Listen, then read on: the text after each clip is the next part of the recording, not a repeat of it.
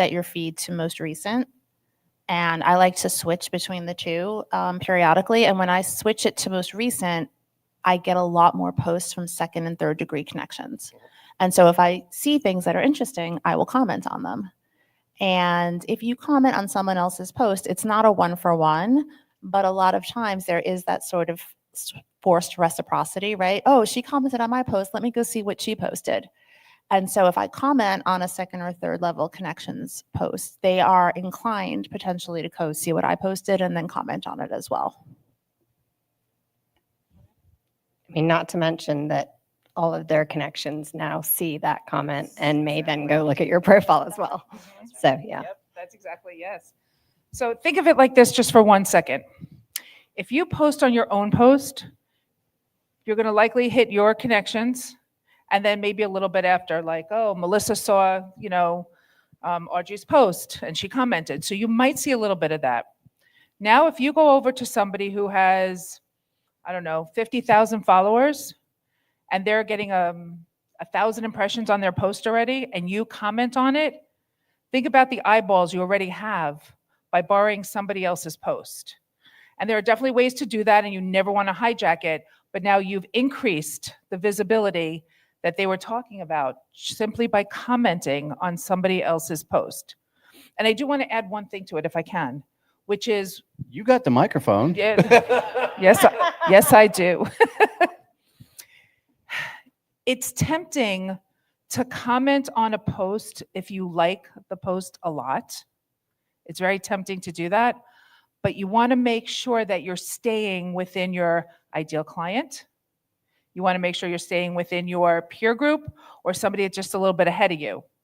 I was telling my content circle that I wanted to post, somebody did a post that I really liked the post itself, and it was an HR professional. It had absolutely nothing to do with anybody that I would do business with. I don't even think I would have a referral from them. So in as much as I wanted to add to their post, I held back because you're starting to signal the algorithm that this is the kind of content you want to see. And when I've done that in the past recently, I would see everything from HR people. So, right? So you want to make sure that you're staying a little bit more narrow, unfortunately, because I would love to comment on everything, but commenting gets you past your second and your third. You certainly can. If you're not doing this currently, if you go up to your search box, right, on LinkedIn, just put your cursor in there, hit return, right, and it's going to give you a series of filters at the top. First one you pick is people, right? You want to search for people. The next one, or actually instead of people, do it post. Pick post. And then the next one is timing. Pick 24 hours, right?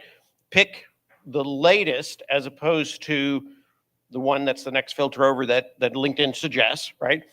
And then you go to the next one, it says by member. So if you've got a target list of 40 people that you really want to start engaging with, maybe they're your target customer, or there's that big influencer that you want to follow and ride the coattail a bit on, you put them into that list.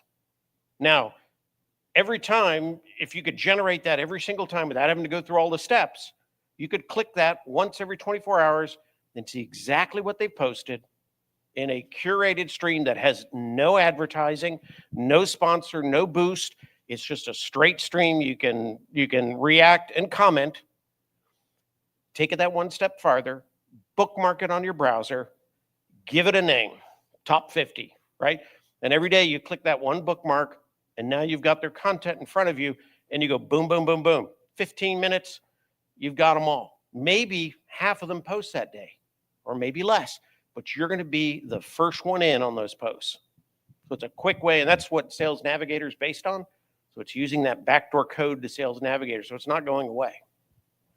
To play devil's advocate, comment on everything. I type Harry Potter in the damn search bar, find people who are writing content about Harry Potter, and go comment and engage. And guess what? Because they have followings, right, that have become members of Success Champion Networking, that wasn't the person's comment that I commented on. Somebody that was their second or third follower jumped on my comment, because why was the CEO geeking out about Harry Potter? Because I have Harry Potter tattoos, right?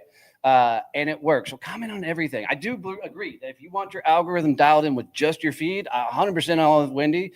I'm not that disciplined. I just want to go have fun conversations with fun people. So not everybody is. Not everybody is. So, all right. Oops, this was going. What would you say to someone who is extremely new to their field? They said medical marketing, with little experience with LinkedIn. So they're just starting out. They're new to their field. Annabelle's excited to hand her the mic. So just starting out. What do they do? What do they do? You got the mic. Oh, babe. I thought you were going to give me the golden microphone. Sorry. Really eyeing that one. I mean, number one thing, like it's a great place to start because you have a blank canvas, but I would get your profile in order, do all of the things that you heard here today. Like you got some great tips on how to get your headline in order. I mean, number one thing is get your profile in order. Your banner, one thing that people overlook, like if somebody said to you, hey, I'm going to give you a billboard. I'm going to give you a free billboard and you can put whatever you want up there for your business. Are you going to be like, okay, cool. I'll just take the, I'll take the sad gray bar, or I'll just take this pretty picture of a laptop and Canva. Like, no, put something better on the banner. Like make it fun, make it you, like make it pop. Like people visually want to see something. So make your profile a landing page and then get out there, bring people into your network by commenting, like connect with the people in your field, but also the people that are partners in your field. Like Donnie was talking about, like the people that can network you into people in your field. I'm going to pass the microphone because I'll keep talking. Anybody else want to take it? She nailed the hell out of that. All right. There you go. Cool. Next one. Is there a system/framework to determine your viewpoint, voice, to create content as an authority on LinkedIn? Yes, you join the content circle? No, I'm just kidding. I'm sorry, that's Stacy and I have a little membership called the Content Circle, so I had to get that in there. I'm going to actually pass it over because I don't even remember the question. Is there a framework? Is there a phone. framework to find your voice on LinkedIn? Is there a framework for it? And you're the best person to answer this. I was going to say, you first got to do your own analysis. Who are you, right? What do you want? What can you bring to the table? And then it's about discovery of who's going to listen to it, right? And it's putting those things together to get there. Most people just start posting willy-nilly, anything they want, like Donnie on Harry Potter. It works for him because he's got a big, wide audience, right, that's coming in. But if you don't have that big, wide audience, if it's not a fit for everybody, figure out who you are, what you bring to the table, who they are, and then start producing the content for that. Yeah. I mean, exactly. Figure out what is your goal on the platform, right? Is it to get clients? Is it to get a new job? Is it just to grow your network? Is it to be thought of as a, I know these are such buzzy terms. I roll my eyes at them too, but is it to be thought of as a thought leader, right? What's your goal on the platform? And then here's another buzzy term, do some personal branding work, right? Like, what do you want to be known for? What are your values? What are your non-negotiables? What are the things that get you really excited? What are the things that get you kind of mad? And then figure out, what are your content pillars going to be? What are the subjects that you want to be known as an expert in? And what do you want to be known for? And then figure out, I do believe in consistency. So if you're going to consistently post once a week, that's great. Like you're already in the top probably 2% of all LinkedIn content creator or LinkedIn users if you post even just once a week. But don't get all excited and post, 4 times a week for 3 weeks and then get really burned out and say, I can't do this, and then disappear for 3 months, because then you sort of just undo all that goodwill that you've just built up. So figure out a cadence that you're going to stick with. And if it's once a week, that's great. I think if there's one word you take away on of how to be successful on LinkedIn, that is the word. It's consistency. And if you start building something that's not true to who you are, you burn out very, very quickly. So figuring out something that is like, I started randomly posting about cottage cheese because I am on a never ending quest to try and get as much protein into my body every day as possible. And so I started blending it and putting it in soups and all kinds of stuff. And I was like, why don't they put it in a squeezy bottle? So people started tagging me in cottage cheese stuff, right? Like it's the most random thing. But I was thinking about it so much for so long that finally I was like, I have to start building content out of this because I'm building it in my brain, so I might as well start posting about it. That's the kind of stuff you want to be posting about, but also on the business side, not just random cottage cheese stuff. All right, I am gonna switch with you because this is, no, that's okay. Little Miss Princess wanted You the had gold your gold one. mic. Oh, all right. No, I'm good. Thank you. Really, you guys look really. We're good. They're all staying in an Airbnb too, so they're good. No, you know what? I like to sit up straight. That's why I probably look, yeah. Yeah. I don't like to slouch. What are the top 3 things to do when you start engaging? So when you start commenting on other people's posts, what are the top 3 things you should be doing when you start commenting, liking, and the like? I mean, I'll do one. The biggest thing for me is leave a meaningful comment, right? Don't just say, thanks for sharing. Great post. I mean, that's nice. It's better than nothing. But the goal of commenting really should be to start a conversation. If you ever look at there's nothing that makes me happier on my own post than seeing conversation threads, right? Where somebody leaves a comment, I respond to it, somebody responds to me, another person comes in and says something else, and all of a sudden you have like 5 people having a little mini conversation. I love that. That brings me ridiculous amounts of joy. That's what you should strive to do in your LinkedIn commenting. Really start a conversation, ask a question, right? And I do want to say, don't feel awkward about commenting on someone else's posts. We put content out there because we want engagement, right? Nobody is ever going to be mad at you for commenting on their post unless you say something nasty.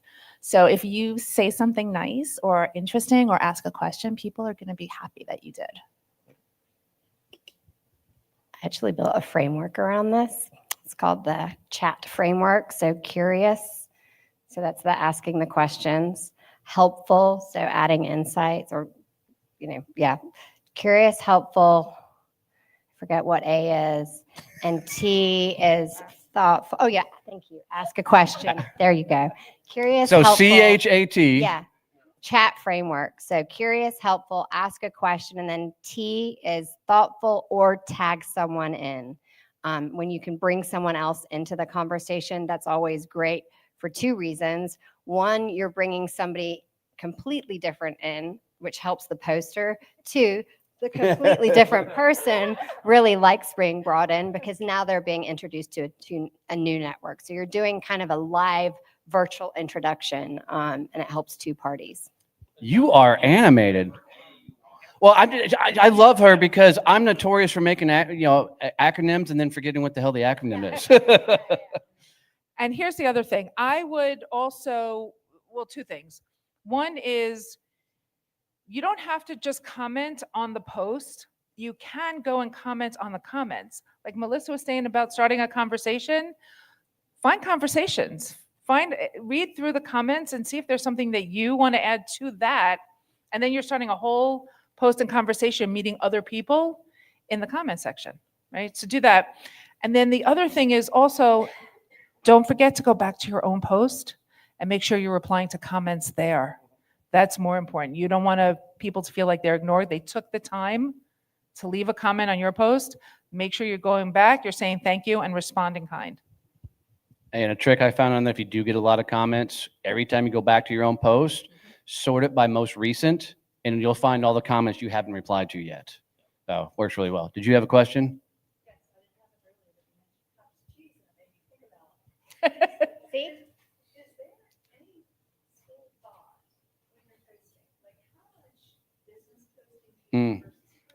So you have to.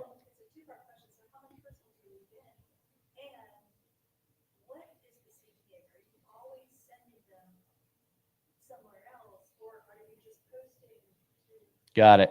Two-part question. Question number one, how much business but personal content should you put out there?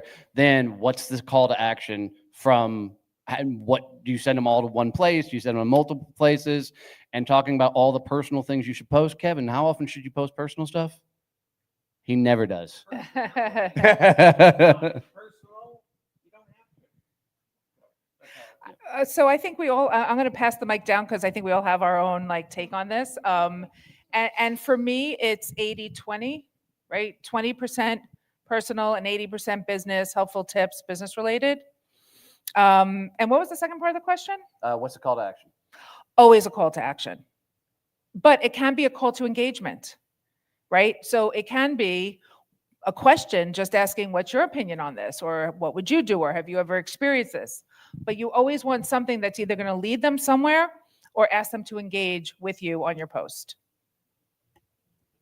So I'm similar to Wendy, kind of 80-20 camp. I do a lot of personal, silly stuff, but then I'll do a lot of PPS, and I'll have business CTA stuff down there. So my posts are very personal and silly, but the last thing that people read is directing them to join my boot camp or come to the Spotlight, Own Your Own Spotlight Summit, or what have you. I am a little bit heavier in the personal because I think at the end of the day, people want to do business with people. People are not going to hire me because I have MBC Consulting Solutions, LLC, the worst named company in all of America. I had no idea what I was doing in 2020. They're going to hire me because they like me, and they're going to like me because they get to know me. I think there's a line that you don't want to cross. I never post about my family. They prefer that I don't. It's a personal choice, but I think the personal is important. I don't like when people say take it to Facebook. Like I think that's silly. LinkedIn is still social media. I do think there has to be a balance. I think if you're there to run a business, then you have to talk about your business. And as far as a call to action, I don't do it on every post. I think it depends. If there's a specific event that I have coming up that I want to drive people towards, like maybe it's coming here, or it's a boot camp that I'm running, or a newsletter that I'm launching or something, then yes, I might have one. I don't do it every single post, but that's just personal. We both need to add something. I just want to add something that when I do a personal post versus a business post, my personal post is always going to get like 100 times more impressions and engagement than my business post. And that is absolutely 100% okay, because to Melissa's earlier point, you know, a lot of times we confuse like the impressions and the dopamine hit with business, and it's not, they are not the two same things. If you look in my featured section, I have some posts in there that don't have very many comments or likes on them, but I chose them for my featured section because those were posts that when I posted them, people reached out to me in the DMs asking to do business with me. So, you know, a lot of the people that are commenting and liking, they're all selling their own crap themselves. Like our buyers, a lot of our buyers are silently lurking and watching. So they're not necessarily the ones that are doing all of the chatter. You don't get those signals from them necessarily. We'll give it to you eventually. And then the other thing I was just going to add is you can use your comments to bring attention to things you want to bring attention to. So if you have an event that's going on and you want to just leave the post without a call to action, or if you want it with a call to engagement, you can then in your comment talk about an event you have going on or ask a question to bring more engagement. And I usually like to put a picture there because I think it stands out a little bit more when you do that. But you could definitely use your comment section to continue the conversation, especially when it doesn't really match the post quite so well. Okay, shorter, conciser answers because we got a whole bunch to get through. All right. Okay. Short. If the person didn't write their name on there, but if you're willing to tell me who you are, I want to meet you. Should I focus on combining my personal passion, animal rescue farm, with my business branding in order to stand out? Also, how should I position it within my LinkedIn profile? Baby Goat Sunday. Whose is this, if you don't mind telling me? Is it really yours? Fucking Baby Goat Sunday, right? I just picked one day a week, and when we have babies, I just talk about them. And I can tell you, where's Stacy at? Stacy became a client because of Baby Goat Sunday, right? So for me, talking about the engagement and what you put out there, it's the season I'm in. If I want to increase my follower base, I will go personal for weeks on end without ever talking business. If I need to turn up the business side of things, I talk more about business. So it's really with the season you're in. I don't care what the mix is for me, right? It's what do you need to accomplish now? And if it's going to be, I need clients right now, like it's not going to produce right now. But if you do stay just the business over time, you will see clients from it. But it all depends on the season. We need to talk about that though. Cool. Anybody else want to take that one? That was good No. for you. Sorry, I saw that one was all in. How successful do you think it is to have book an appointment on your LinkedIn profile? 2, do you think changing your creating new pipeline drives connections? So let's stay with question 1, question 2. So how successful do you think having a book appointment on your LinkedIn profile? You can change that little thing. I think it depends what you want out of it. I'll tell you, I don't have one because I got really tired of the time wasters. There's a lot of I want to pick your brain people out there, and or pitch you. I give a lot of information away for free. I think just in the content that I share, my posts, my newsletters. I do webinars that are usually free. I have a really low cost way for people to pick my brain if they're really so inclined, but I don't do like book a free appointment on my profile anymore. Again, I think a lot of this is personal, right? How do you respond? How do you want to do your business and make your choices there? And you learn from it too. Sometimes you'll put a calendar link out there and you'll find out it's blown up with sales pitches. That's not going to work, right? But go out and experiment and try this stuff. But whatever you do, make sure it is like you, right? That you're not pretending to be somebody else, because that's never going to work. I do want to say before I pass it down, you can have a free call with me, but we have to have a one-on-one first. Like we have to have a conversation. Buy me a drink first. Yeah. No, but at least be like a human. Because what'll happen is you'll find your whole calendar will be blocked up with these free calls, and then you don't have the time to actually do client work. And it'll be filled up with people you don't want to talk to. So I love how direct this one is. How do you use LinkedIn to prospect? Do you have Sales Navigator? They didn't write their name down it, but you put it down. Sales Navigator all day long. Yeah. I mean, the So, best way to use LinkedIn to Explain prospect Sales Navigator really is quick. to get Sales Navigator, which is a paid tool, and it's basically like the Ferrari of LinkedIn. It means that you can run all of the searches. You have, I think, 37 filters instead of the how many is it? Like, how many filters do you have a regular LinkedIn? I mean, you can filter by whether or not they're active on LinkedIn. You can Have they posted in the last 30 have days? have they posted in the last 30 days? You can save searches. You can almost use it like a CRM. I mean, And it's like, I don't know what it is now. It's like $150 a month, something like that for Sales Nav. So it's not quite that much. and Kevin's, I know what he's fixing to tell you. Go ahead. I've had Sales Navigator before. To me, it is like a mix of Excel spreadsheet and PowerPoint. It's clunky. It is clunky. Weird. It is not comfortable for me. So when I use Sales Navigator, I didn't get as much out of it as I could. There are other ways to do this without Sales Navigator as well. And that is building that conversation, getting known for what you do, right? And that will attract. And you can also then reach out, doing that same thing with like the filter and the content and commenting and then reaching straight out to them. So it should depend on who you are and how you work. I just warn people, if you jump into Sales Navigator, it's not going to do it for you. You got to work it, and it is clunky, but you can be real successful with it. It's clunky and it takes a lot of setup work. Yes, it does. So I'll tell you, everyone, I talked this morning about finding referral partners. That's all the people I connect with on LinkedIn is my referral partners, not my client. Like, because I can reach out all day to my referral partners. They'll accept a conversation. I'll get to know them really quick, and then we'll jump on a Zoom, and that's when all the magic happens. So don't worry about trying to connect and go after. I mean, SCN was built a lot on going after your referral partners. So think about that way. This is a good one. I'm actually curious, and I want all of you to answer. Who are good examples to model on LinkedIn, ones who play the game really well?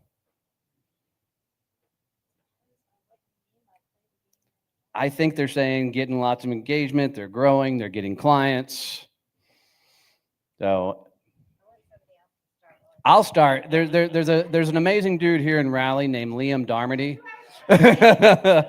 Well, Liam Darmody, he's one of my favorite.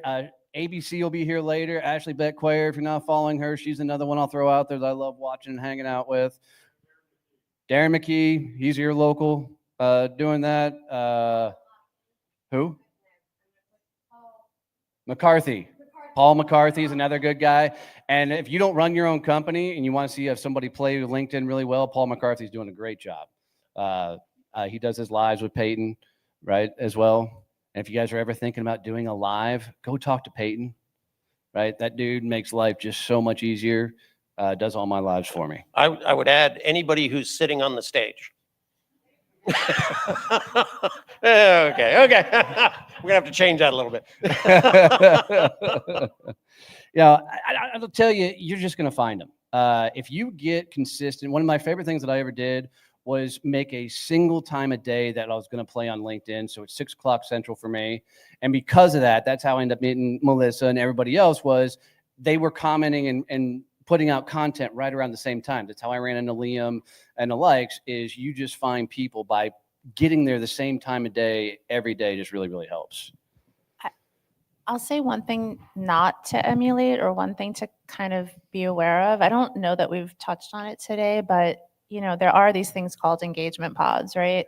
Where people literally pay money to put their posts into an automated system, and those posts will start to get hundreds and hundreds of reactions, comments, reposts, and they're not organic, right? It's all being done by AI. It's all automated. So look for those patterns, right? If somebody's post has been up for 15 minutes and it has, 600 reactions, that's a pod.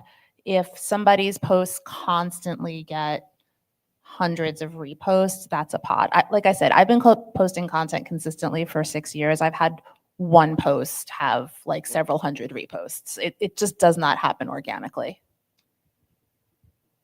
Here's the other thing I'm going to say. In addition to the pods, when you're seeing that super engagement immediately, they do a post. That's probably not real. It's most likely they're in a pod of some sort. But the other thing is, who should you follow? Also depends on what do you do, right? So you want to find the people in your field that are finding success on LinkedIn and look at what they're doing, right? Don't copy them, obviously, but what are they doing? How often are they posting? What kind of information are they sharing, right? And then you can do the same. And also, there's another thing which they touched upon briefly before, but a lot of times the people who you wind up doing business with when you're working for clients have never even commented or engaged on your post. They're looking, they're reading, they're watching.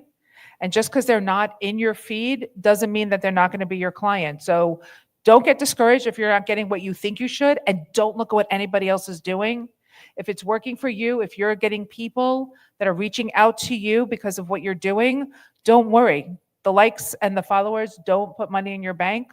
I know people that have hundreds of thousands of followers and have not made any money. And I know people that with 3,000 followers that were making money. So it's all what you're doing within your industry. So just to put an exclamation point on that, most of the people that I sell to are in sales. And I occasionally like to run this search just to remind myself of just how many lurkers there are out there that aren't active on the platform. And salespeople, we should all agree, like true salespeople, not founders that are now finding out that they have to do sales because they own their own business, but people that chose to go into sales, like account executives, like business development reps. I go into Sales Navigator and I sort by business development, and sales. And then I sort geography, America. And about, I think 17 or 18 million people come up. And then I sort by posted on LinkedIn in the last 30 days. And how many people do you think? Like 500 if you're lucky. It goes down to 1 million. That's crazy. These are supposed to be the loudest people, right? Like these are the people that are supposed to be shouting about everyone's brand. So if the salespeople aren't active, then every industry, your buyers are probably not active. And do you think it's because they're looking for the immediate? Like, I think sometimes people look for I'm going to post it immediately. Somebody should reach out to me and I should have a client. And we know that's not how it works, right? It takes time. It takes a little bit of consistency. It takes showing up. It takes building the credibility and building the credibility by being visible. What Melissa was talking about, it's everything that all works together like a spider web, right? You can't have one without the other. And if you try and pull the one thread without doing the rest, that's all you're going to have is a thread, right? So you have to be consistent. You have to show up. You have to keep showing up when you're frustrated. You know, what do we say? The people who are really successful are the ones who show up when they felt like giving up. So that's how you're successful in anything, including LinkedIn.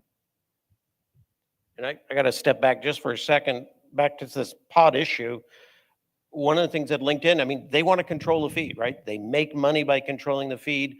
Pods take away the control. And believe it or not, if you do a post and you go, well, why isn't this going crazy? Because I just got 30 reactions and 30 comments in the first hour. This should be going crazy. Normally, if you go back and look at it, they're probably the same 30 people who always comment on your posts. And the reason LinkedIn pushes that down is it looks at that as a manual pod. It's gaming the system. And that's, again, one of these reasons why you want to bring in the second and thirds in connectivity.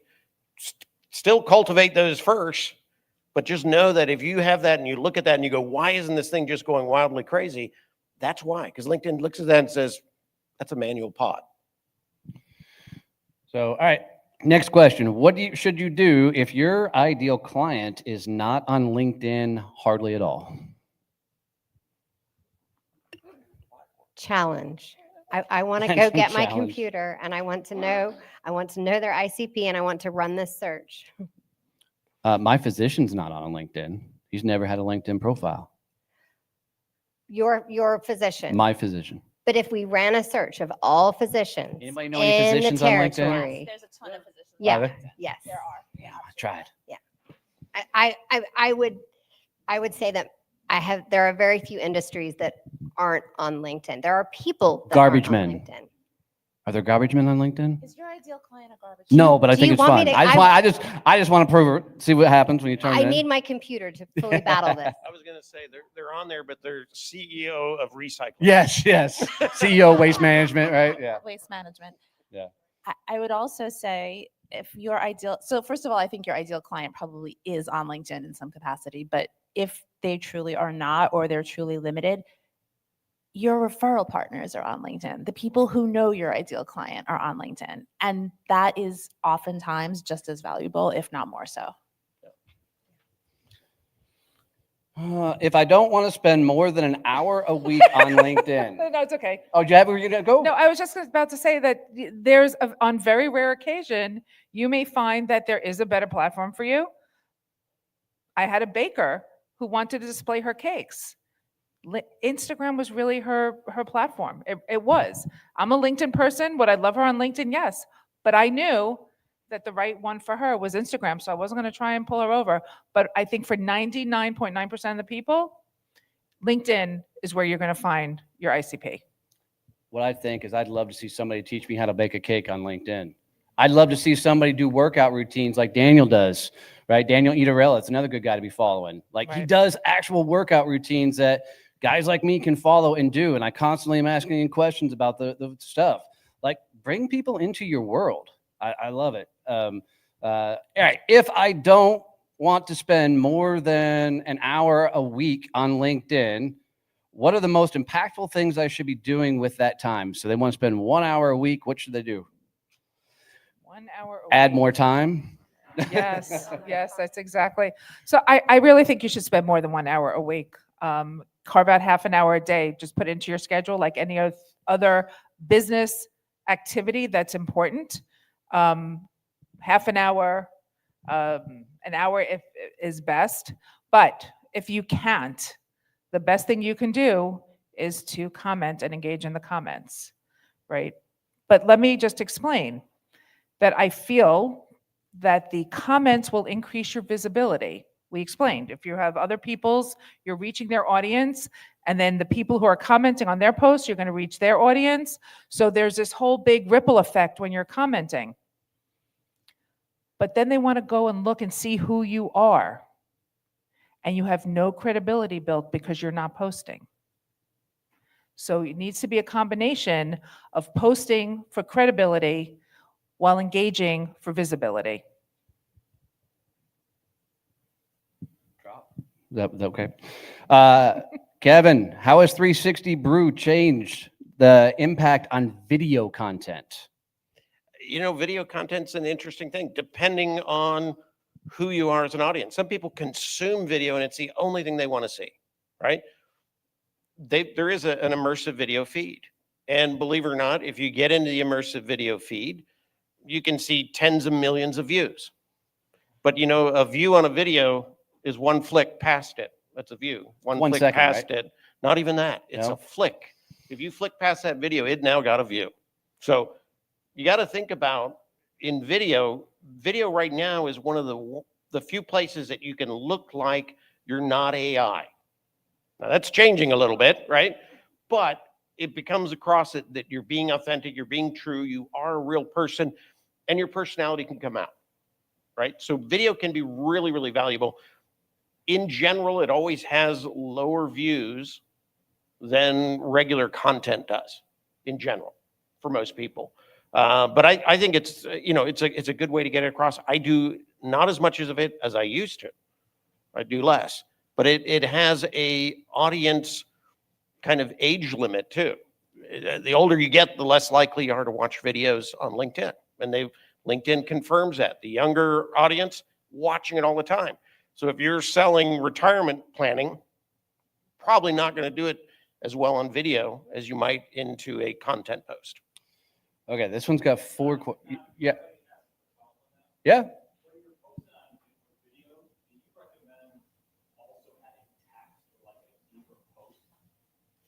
Do you post content with the video? Yeah, I think we all do. Yeah. I mean, I personally, so I have to admit, like, I personally don't like the change to the video feed, which is not a new change, but where you have to kind of pull up on the video to see the text. But I think that's important. I like having that text context to it. So yes, I think it's important to have text. I think it's important that you shoot it vertically, not horizontally. If it's not vertical, it's never going to go into that video only feed. And I think it's important to keep it relatively short, like under a minute is really key. The one thing I will say, if you want to get views on video, and it's not a guarantee, but you know, there's like those trending topics over to the right-hand side of your feed. They suck. The topics suck. So bad. They are horrible. But if you can find a way to do a video about one of them, and it gets picked up by LinkedIn News, that is a good way to get a lot of views on it. It's not a one-for-one, it's not a guarantee, but I've had a couple of videos get picked up by LinkedIn News that way, and you do get a lot of views. My favorite hack for videos is post it on YouTube first. Go then and the algorithm a couple days later, see where the video drops off, cut it to there, then post it to LinkedIn. So when you start getting people to start losing the views, that shorter clip that you cut down, put that to LinkedIn. You got a better shot of it going more viral-esque that way, because you know where everybody's dropping off. So, all right, 4-part question. Well, there's 4 questions, not 4 parts. We'll try and get through them all. You post, you comment, you connect, but do not see growth with engagement, and you are specific. I can't say that damn word. So they're doing all the things, but nothing's happening. What do they do? My question is, if you're brave enough to say, who is this? They wrote 4 questions on one. How long have you been doing it? It's who? How long have you been doing it? So for a year, you've been commenting.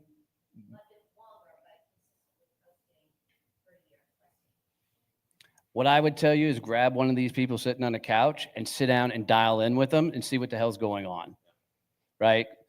Because a year of doing all those things, you should be seeing some growth. Okay. What is the best way to check to see if your LinkedIn profile is hitting the algorithm buttons? Nobody has a fucking clue. I was going to say that's pretty correct. It is not easy, but again, if people are reaching out to you and say, I saw your profile and I'm interested in the conversation, and they're not trying to pitch you something, that's telling you your profile's working. If you're not getting that in the DMs or some kind of direct contact that says, you know, this was, and I related to it, right? Then your profile's not probably working in that sense. They'll tell you. So Melissa and I were talking about this earlier, and I was saying how I'm seeing more third connections booking time or booking my products with me. And that shows that my profile's working because they're going to my profile and knowing where to go next. And I think that's what having a good profile is about, is clearly showing what you do and where to go next so that they can easily convert from that landing page. Is it worthwhile to clean out your LinkedIn? So I'm assuming like your connection I asked Kevin request. this morning. Huh? I asked Kevin this exact question this morning. Oh, do you clean it out? So how often should you, is it worthwhile to clean it out, and probably how often? You probably ought to just keep it clean going in, right? If you get somebody who connects with you and then immediately they pitch slap you, right? Just block them, remove them, go on. Do it as you go, right? Because LinkedIn is based on 6 degrees of separation. Within 6 handshakes, you can meet anybody in the world. The more first level you have, the farther you can reach. So if you want more people to discover you, it is good to have a large network and a focus network. How often Trimming do you, down do might you not recommend get that you on as far as your connections too? Are you removing connections? I've done that in the past, and LinkedIn also does it for you. It's called the purge. Every month, just about, they'll go through and they'll take inactive profiles out. They'll take fake profiles out. But if it was a good connection, what you end up doing if you start taking them out because they haven't communicated with you, you are now removing those listeners, those learners that ultimately are the ones that come back to you and they say, you know, I've been looking at your stuff for 5 years. I want to do business with you. You've just now taken them out of the loop. One thing you did tell me that I wasn't doing. Anybody have like a ton of requests to connect on your profile? Like there's times I'd have 30 or 40 connection requests, and I'd hem and haw over a bunch of them. Like, I don't know, is this person I want to, right? You know, and Kevin's like, you realize by you not accepting those, you're literally telling LinkedIn that you're not as active on the platforms you should be, because it's a button that needs to be cleared out. Yeah. So I was literally, so now I have to Yeah. go in, I'm immediately deciding if I'm connecting or not, and then moving on, so that stays at 0. If you think about LinkedIn as a data business, there's a timed value of data, right? When you get the data, the longer you have the data, the less value it has. So if you sit on invites, LinkedIn goes, well, not real responsive. If we were to send a recruiter to Donnie, Donnie might not respond to the recruiter. So now we can't charge that recruiter. That's their business, right? And so there is a timed value. Even taking things like your headline, your profile picture, right? If you reload that every month, believe it or not, that shows a more timely value to your profile. Same picture, reload it, and you'll actually notice on the contact information, it'll say that you loaded your profile in the last couple of weeks. LinkedIn goes, if you're that active, then that profile must be more correct, and it's better data to sell. We are the product, not the customers. Yeah, fire away. So I'm pretty good about my DMs, but I also mark them unread a lot of times, so I can go back. How was that one? Oh, don't ask that question. I got so many unread DMs. If you're managing them, you're looking good, because you can't do everything all the time, right? Yeah, but if they're there for a couple of months, that's not good. A couple of weeks, not good. If it's a couple of hours or a couple of days, and you're getting back to them and you're moving them forward, but otherwise, release them, let them go, right? Oh, another one. Come on. Yep. Can you update your profile too often? No. So question was, can you update your profile too often? Kevin's answer was no. Thanks for going in depth. Some things are simple. Wild one day to the next, as long as you're not like a restaurant owner one day and a tech. Doctor, rocket scientist, Yeah. farmer, each day you're something new. All right. That might be a problem. And they inserted the word is the tactical process with engaging with your LinkedIn company profile similar to what we've discussed. Reason for the question, I spend 99.9% of my time promoting my company versus myself. I knew where it was going. People don't buy from companies, they buy from people, 100%. right? That's what it is. That's why you can post the same content as an individual or as a company, and the company is not going to go as far. But you can talk about your company Absolutely. on your personal profile. My personal feeling on that is if you have a robust company page, that's great. It's a company page should be a landing page for people when they want to check out your company, but don't spend 90 whatever percent of your time there. It should be the reverse. Like people want to buy from people, and the personal profile is always going to get more traction in the feed. I mean, I have a company page for one reason, which is so that next to the experience on my profile, it's not the little sad gray bars, it's a little logo. I do nothing with the company page ever. Oh, see, we do a ton with the company page. But you're a little different. I am. All You're right. So I'm selling into companies, right? So a lot of these guys are selling to individuals. So there's a little bit different thought process. So what I'm constantly monitoring is I'm monitoring all our competition. Like if you can literally say, these are my competitors, and you can see how much they're growing and the things that they're doing on there, right? And we're constantly watching a ranking to make sure we're kicking their ass as far as growth, number of people, comments, and the likes, because you can see all that with the data. Right. And So- we can also monitor what are they posting? What are they putting out there? Right. So we can look at our analytics and making sure that we're doing the right things. I spend more time on my personal profile with that said, but we're growing rapidly on the company Yeah. page, and we've picked up clientele from it. For you, I would want to see that robust company Yeah. page, but I'm going to pay very little attention, honestly, to content that comes from Success Champions Network. I'm going to pay a lot more attention to stuff 100% that agree you with that. post. 100% agree with that. Right. Of these three LinkedIn suggested activities, which one is the best for a new brand as a starting Commenting. point? Huh? Commenting. Annabelle and I are friends. Posting, LinkedIn Live, or dance videos. I'm kidding. Commenting was the third one. Depends on the business. Posting, commenting, or LinkedIn Live. I think you want to do all three. My default answer is always commenting. I think comments are truly like where the magic happens, where the relationships happen. I also think LinkedIn Lives are underutilized. I like LinkedIn Lives. Yeah. Well, the way LinkedIn Let's not talk about how shitty the events the way are. LinkedIn does LinkedIn Lives is terrible, but what I like about them personally is if Wendy and Annabelle are having a LinkedIn Live and I really want to see it, but I have a conflict and I can't go, as long as I register for it, I can find it later on. It'll be in my events tab on my profile, and I can go back and watch that anytime that I want to. And it's a really good way to just get new people into your ecosystem. And you can use it on other platforms. Yeah. Yes. It's also a good way to meet people just attending the LinkedIn Lives that they have once a month, to meet people in the comments. Like I met Donnie. Actually, I met a lot of the people in this room that I knew before from a LinkedIn Live that Liam and Ashley Yep. ran. Yep. So, Yeah, I remember that. Here's the other thing. If you do a LinkedIn Live, so I do a LinkedIn Live from my personal page, right? And like I said, Melissa and I do one once a month. If you do it from your business page, though, you can collect emails.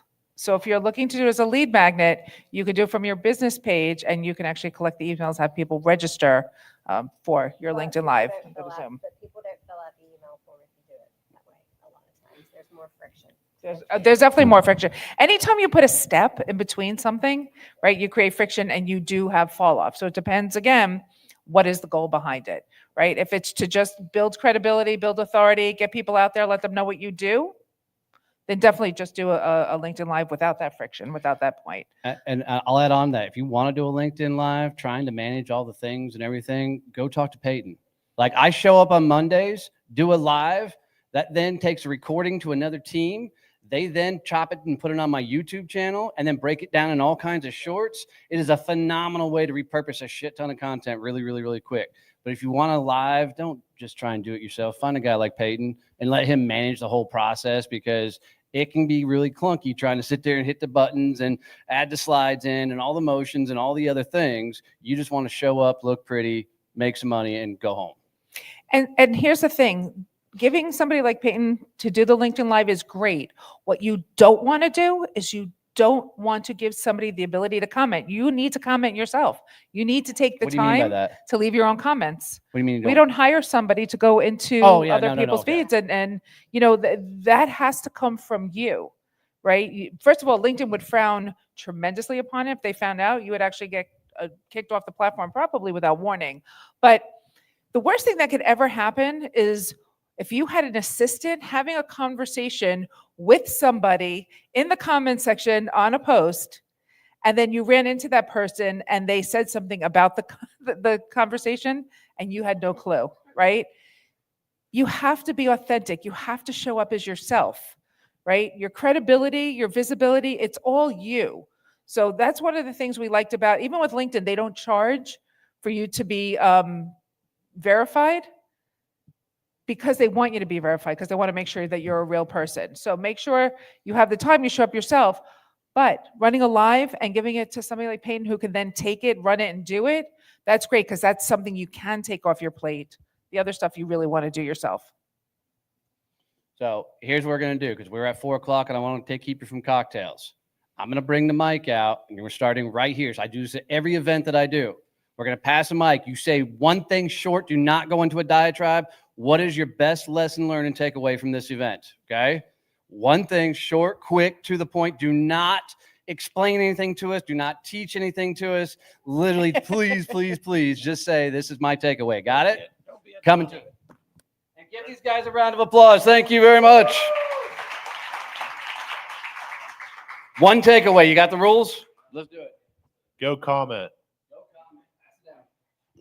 Build relationships. Visibility is no longer about frequency. I have no fucking idea. Come on. There was just too much to even begin. Yep. All right. Actually use the stuff I pulled out of reviews in September from hearing Stacy say that, now that I've done it twice. Niche or niche down. I never know how to say that word. Stop using the bar, whatever you call it, icon in your, no, not the hashtag. What do you call it? Pipe in your bio and LinkedIn. I may no longer be a LinkedIn skeptic. Oh, that's Don't be afraid to be bold. Say it again. Don't be afraid to be bold. Don't be afraid to be bold. I love it. I love it. Oh, yeah, everybody's playing. Focus on referral partners. Build authority through content, not quantity. Love it. Love it. Coming to you. Consistency. Clarity. If it ain't broke, break that mother. Yes. That's a little Larry and Donnie combo. Get a podcast background if you're going to do a podcast. Engage with second and thirds that react to comments or to posts that I make. Nice. Nice. Coming to you, love. Reading reviews to get visibility for your brand. See, Stacy, I told you. Consistency. I know you said that, but I had the same. Coming to you. Be reciprocal with innate curiosity. Love that. Come on, Brad. Start, be consistent. What am I doing every day of the week to be bold? Love it. Say the thing your ideal clients are desperate to hear. Love it. Be unique. Be unique. Love it. Resonate. Resonate. No. Come on. The Greek. No more Donnie events. No, I'm just kidding. Yes. Mission accomplished. It's not who you know, it's who knows you. Hold on, I want to add to that real quick. It's yes, it is. Who knows you? But it's more importantly, who will bring your name up when you're not in the fucking room, right? That's what you need to really think about. I know, but I couldn't help it. He can read my mind. It was ventriloquism. And he speaks better English than I do, I think. Defining my niche. Generic is a tax. We're coming. You're playing, Dana. Oh yeah. Oh yeah. If you guys didn't know, this is Kevin's wife. Right. The only reason he can do what he can do is because she's literally handholds him, manages him, cares him, all the things. Network smartly. Is that a word? Focus my message. Be bold. I loved the story tree. Coming up, coming up, coming up, coming up. Do we miss anybody on the floor? Nice. Kevin? Take it off in and into real life. I also wrote down, Larry's, it's not what you know, it's not who you know, it's who knows you. And who has money? I'm also going to be laying off the pipe. Oh my God, there's so much. I think I'm just going to defer to Stacy again because her presentation was wonderful. Besides the fact that AI has been making bad content faster since 2023, if you're talking and your message isn't landing, you probably have to change your messaging. So mine came from Kevin a couple days ago. If you haven't gone to his profile and looked up his newsletter, the last newsletter he just wrote, I'm telling you, go devour that article. It is freaking redonkulous. What's the name of your newsletter? Keep Rocking LinkedIn, right? Go find that in the last issue of it. I haven't read a single other one of his other, newsletters because they are old and dusty and like belong in an attic book somewhere. But yeah, so seriously. So, big words. I better have lots of pictures if I'm reading it, right? I'll tell you guys, my favorite thing about doing these is just meeting you guys all in person. Thank you so much for honoring us coming out to this. It's been a hell of a time, a fun blast. Let's get ready to network. Do we know where the cocktails are and all that? Right up the... You guys